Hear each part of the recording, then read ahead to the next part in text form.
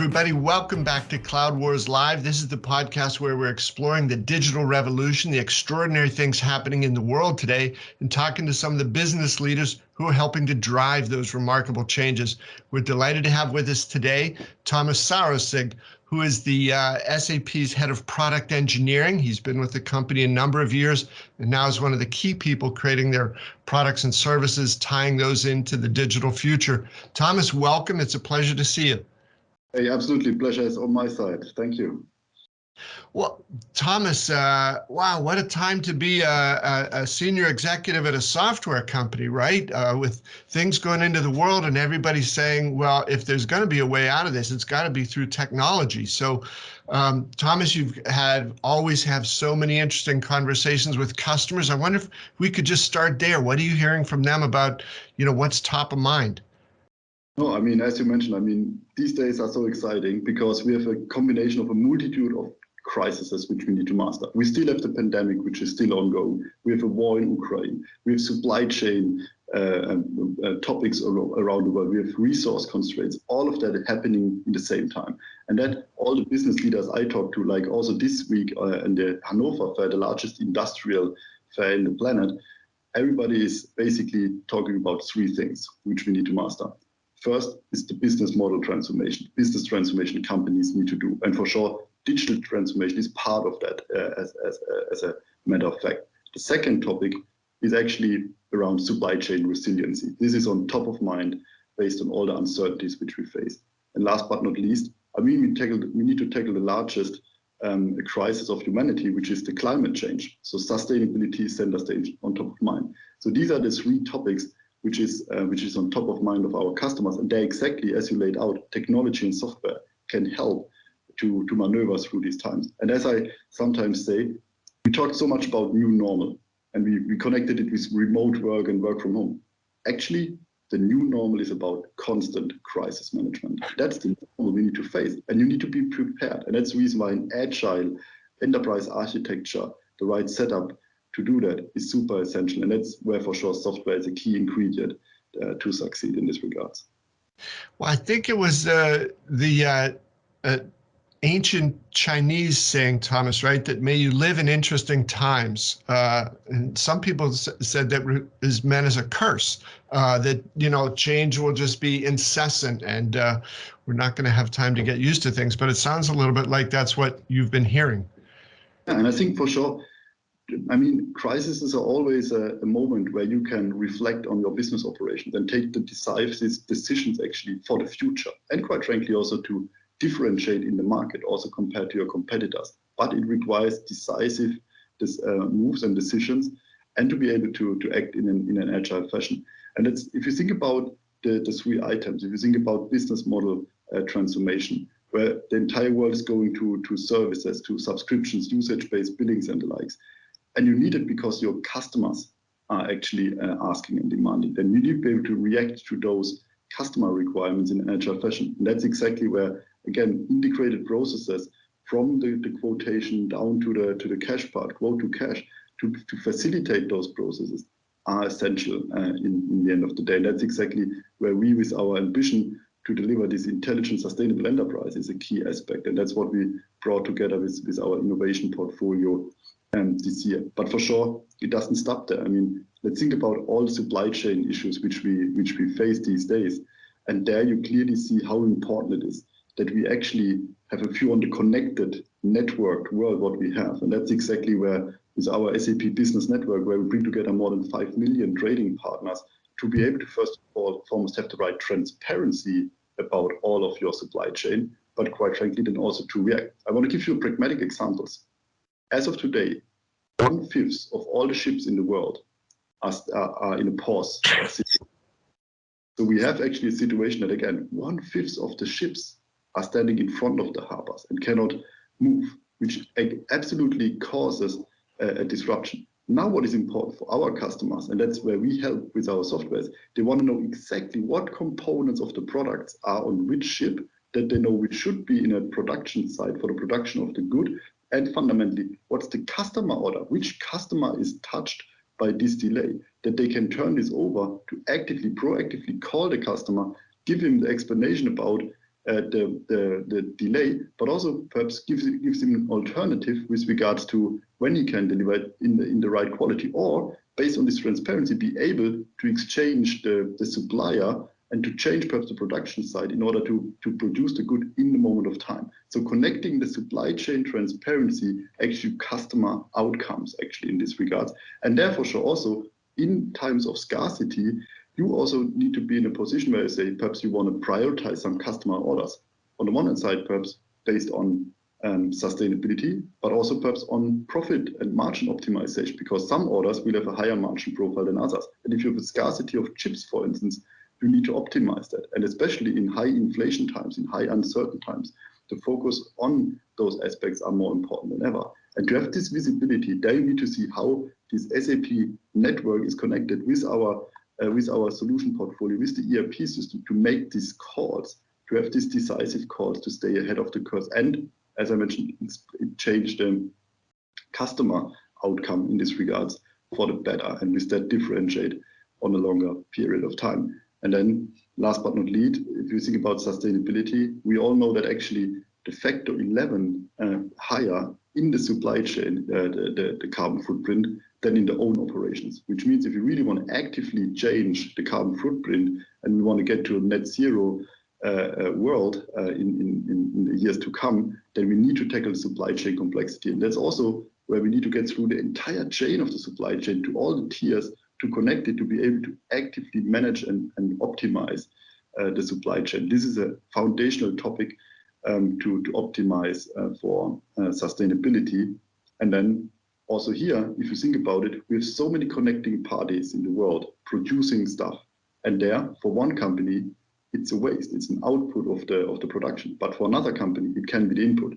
Really getting to a circular economy. And that's also, again, a mathematical topic and a complexity topic at scale, which we can solve by bringing this data transparency together, actually, and with that helping. As of today, only less than 10% of the world's goods are produced in a circular way. For sure, we need to get that up significantly. And another aspect which we co-innovate with our customers, if you think about the disposal process, because we have scarcity of chips, guess what? If you have a refrigerator which you want to get rid of, there are chips in there. And now we even have marketplaces where these used chips are used for other products. So connecting again the dots, connecting data transparency is a key aspect. And as you see, for me, it's so exciting what we can do to help solve these biggest problems of the world together. Well, Thomas, that's a fascinating set of insights there. And I know you had mentioned the Hanover Fair and I want to talk with you about Industry 4.0. But first, just a couple of things there. One, I wanted to ask you, as you talked about this, the data transparency, the move to a circular economy, this sense of resilience, more visibility into what's going on in supply chains. I just think we are entering an era in which things that not long ago were impossible are now becoming very possible. So I'm puzzled at why sometimes we see clearly there are those disruptive factors you mentioned from inflation and the war and other issues. But in the old world, when we weren't equipped with these tools, we felt like, well, that happens, then automatically this is going to lead to a downturn, a recession, whatever you want to call it. I don't think we have to accept that anymore as inevitable because we have better tools and better approaches, right, to figure out a new way around those things. I'd love to hear what you think about that.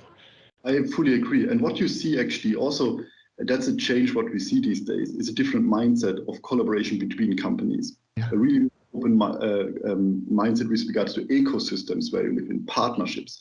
And that's where we embrace in our aspect to invite all of our partners together with our customers to solve their topics.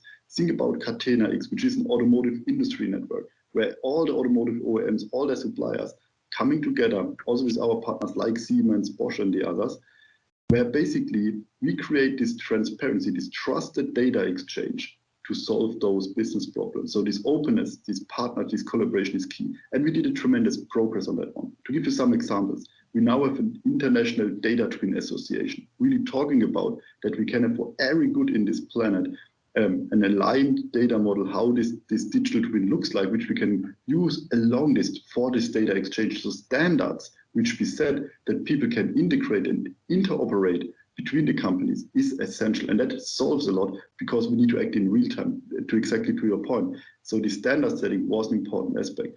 We now also have, with Gaia X, for instance, the foundation for this trusted data exchange and the framework that companies are opening up actually in this regards. And that's exactly, these are vehicles which we leverage, where we are also founding and pioneer partners of this, because we truly believe in this collaborative approach, which I believe what we see in this world, companies are changing toward, which make that basically 1 + 1 doesn't equal 2, but actually 3 when we bring this and the transparent aspect together.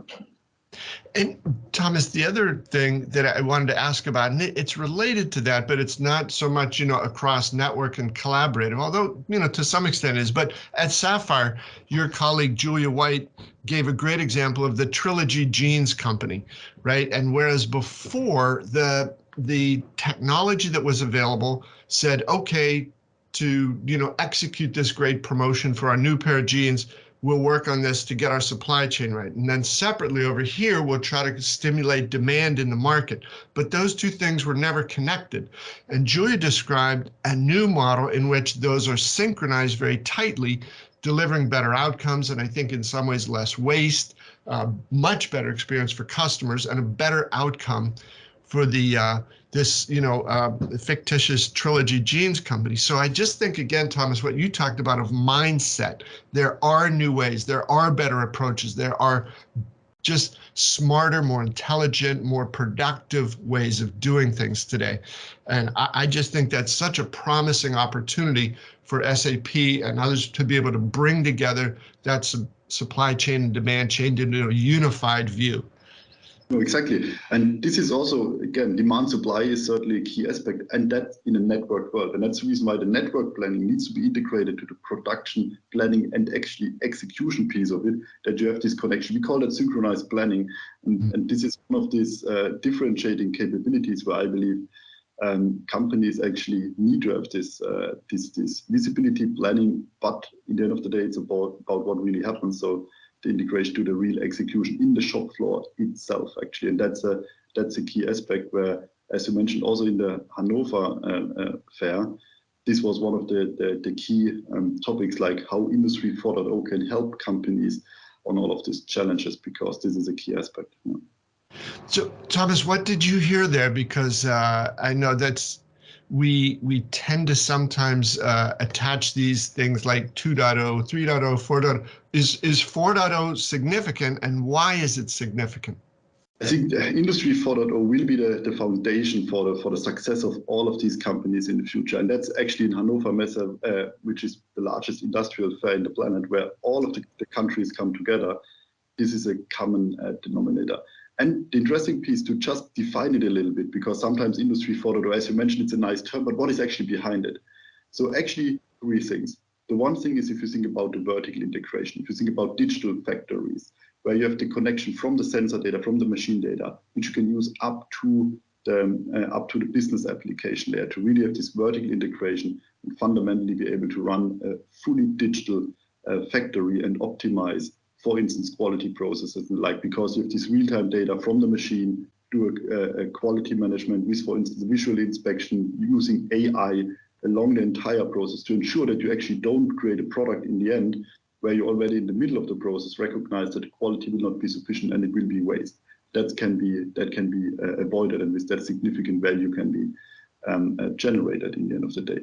And secondly, you have an aspect around horizontal integration, which we always frame as a design to operate process, really from the design of a product to the production, but also the operations and service part of it. And there notions like this digital thread, the digital twin, from the creation of the good to the operations piece is a key aspect. And then for sure we can leverage this again if you think about predictive maintenance, if you think about actually also a closed loop design process where, based on the data you see from an operations perspective, be able to continuously optimize the product definition and production process along performance parameters. So certainly design to operate in the horizontal integration is a key aspect. And here, in this regards, we were talking together with our partner like Siemens bring that together, where you also see again how companies come together to solve these problems. And then last but not least, the next trend what we see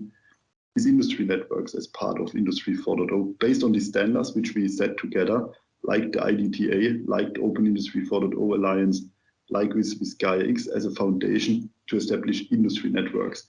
And this is then bringing all of that together for the companies to optimize then on the one hand side for supply chain purposes, but also quite frankly for sustainability purposes, which is essential, which is again flowing down in the design to operate process to design the product also in a sustainable way. So sustainable practices was also one of the key aspects which we discussed in Hannover, and I think that is an important aspect as well.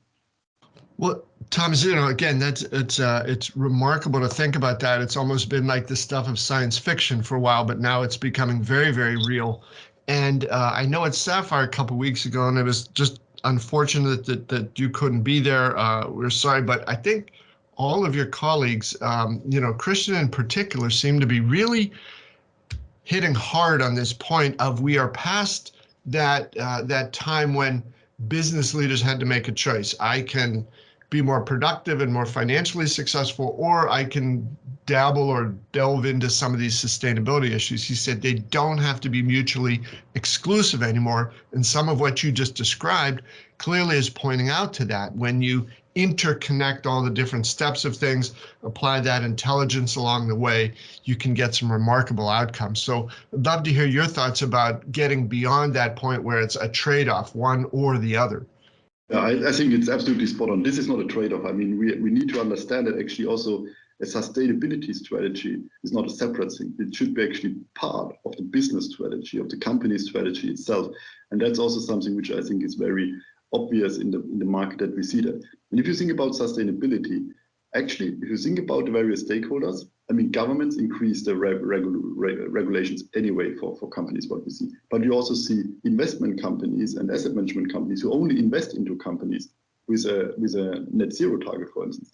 You see actually the pressure from the employees, because employees want to work for companies with purpose, want a company to do something good, which means in the war of talent, which we see, sustainability also for the employee aspect is super critical. And then last but not least, your consumers and customers.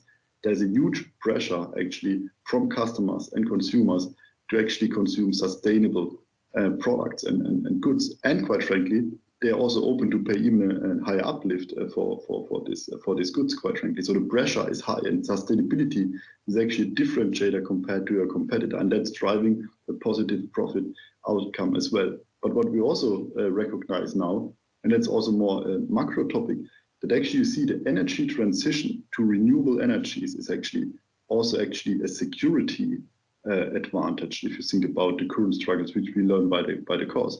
So we now even can recognize that on a geopolitical perspective, the energy transition towards renewable and sustainable energy is a security guarantee and gives an advantage in the future and stability what is required on an ongoing basis. So companies which are further ahead of the curve have actually also there an advantage with less dependency on some of the fossil goods as well. And so also there, from that angle, you're better off if you have that included as well. So I think it's really a significant endeavor. And also just to mention one more thing for sustainability, because we often connect sustainability with the environmental aspect, so the carbon footprint or the methane footprint and the likes. And this is for sure center stage for our climate change, and it should have the appropriate priority. But when we talk about sustainability, we always consider it holistically along the ESGs, which means also the societal and the governance aspect. Like if you think about diversity and inclusion in HR, if you think about ethical sourcing and procurement, that you avoid child labor, all of this is super critical. And that's where you see where our portfolio comes together, where we embed sustainability in all of the processes and data models natively, and then for sure complemented with additional applications like the Sustainability Control Tower, which is bringing all of the ESG KPIs together that you really can measure the progress. But also with our product footprint management, being able for each individual product to be able to determine the carbon footprint, and that in an auditable fashion, because I think that is also very important, that we fundamentally, we work on a solution that we have actually a green ledger in a full auditable way, how this comes together. And that's exactly, I think, a very important aspect on this front as well. So, Thomas, I think even if somebody's willing to say, okay, all of that makes perfect sense, the issue of climate change, for some folks can be sort of a fractious issue. And even if you set that aside, what business in the world would not want to produce less waste and do things, more efficiently, productively with less waste all up and down the line? And I think, Thomas, it was in a conversation with you a couple of years ago, you talked about a supermarket chain, I believe in Germany, where you said they had identified some just, but I think there's not just that coming, but across the grocery store and food production business, 30%, isn't it something like that? Some really high number, a high percentage of food that is never used, but it's wasted. What if you could get that down to 15, 10, 5%? Just enormous advantages there to come out of these efforts. So it's just that hard-minded business approach.